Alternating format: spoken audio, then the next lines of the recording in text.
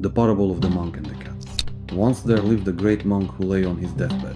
Before he died, he said to his young disciple, who was also his chosen successor, "Remember one thing, never let a cat into your life." With these final words, the teacher drew his last breath. A large crowd gathered to hear the last words of the honored monk. Everyone was surprised by his unusual final words, including the young successor.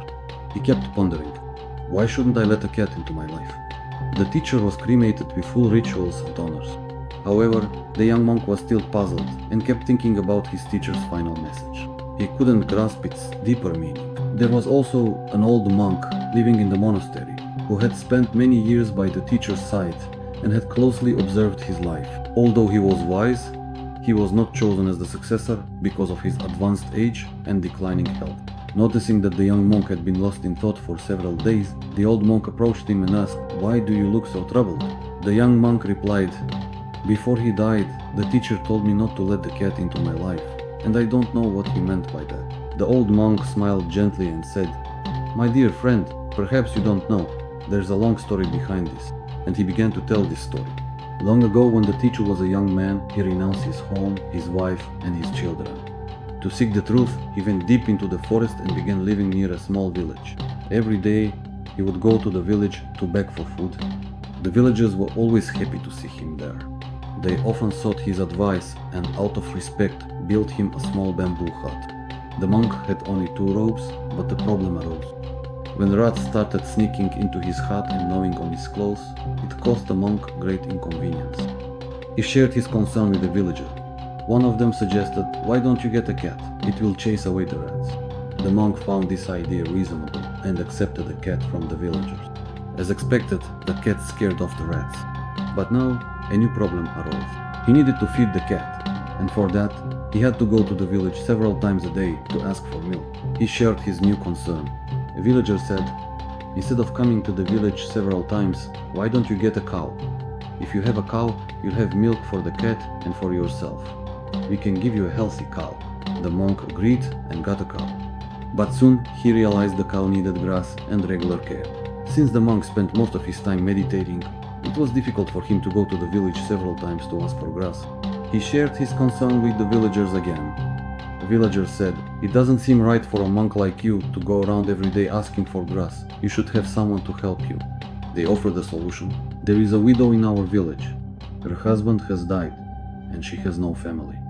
If we ask her, she would be happy to serve a monk like you. She can take care of your cow, your cat, and you as well. We will also clear some land near your hut so she can grow grass and vegetables." The monk found nothing wrong with this idea. The villagers spoke with the widow, and she readily agreed. She moved into the hut and began managing everything, feeding the cow and the cat, maintaining the hut, cooking meals, and working in the small field. She worked with great devotion. Seeing her efforts, the monk began to help her in the field. Gradually, they began spending more time together, working side by side in the field. Eventually, their bond started to deepen. The woman was beautiful, and the monk was young. They lived under the same roof, and it was only a matter of time before they developed feelings for each other. Their relationship became intimate, and eventually she became pregnant and after some time gave birth to a child. The monk, who once spent his days meditating, now worked tirelessly in the field to provide for his family. One day, after a long day of work, he sat down and thought, "What has happened to me? I renounced family and the world to seek the truth, but here is the whole world again. I am living the same worldly life once more." All of this happened so gradually that he didn't notice until the child was born. Then he realized that it all began with the cat. After finishing the story, the old monk looked at his successor and said, "My dear, when the teacher told you not to let the cat into your life, he wasn't speaking literally about cats, but meant that you should never allow your mind even the slightest indulgence or distraction, because if you do, it will slowly take over your life. You won't even notice it." If we honestly look at our lives, we will see that many times we consciously allow our minds to do things that we know are not good for us. We convince ourselves that it's just this one time, and it won't become a habit. But that's where the problem begins. The moment you give your mind a little freedom, it starts to demand more.